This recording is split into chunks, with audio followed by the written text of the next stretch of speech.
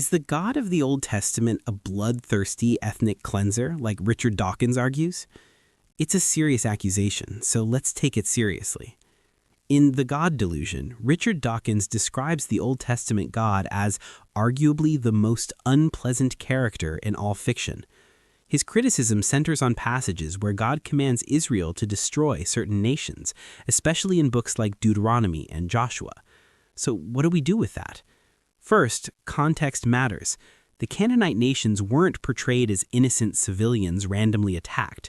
The text describes long-standing practices of child sacrifice, ritual prostitution, and extreme violence. See Deuteronomy 13:31, Leviticus 18:24-25.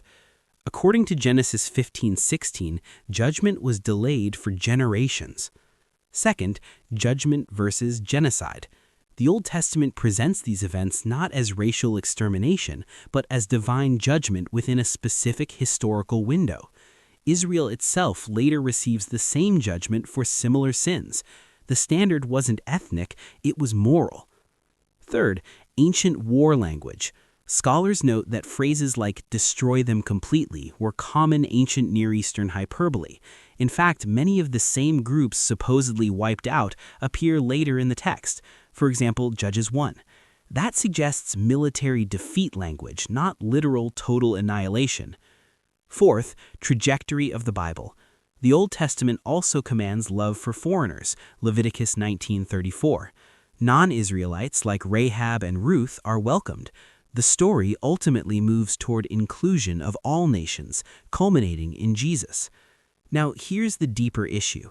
If God exists and is morally perfect, then he has authority over life and death in a way humans do not. That doesn't remove the emotional weight of those passages, but it reframes the moral question. The Old Testament doesn't present God as impulsively violent. It presents him as patient, judicial, and severe against entrenched evil, including his own people. You may still struggle with that. Many thoughtful believers do. But the question isn't just, do I like this? It's, is there a moral framework larger than my own? That's the real debate.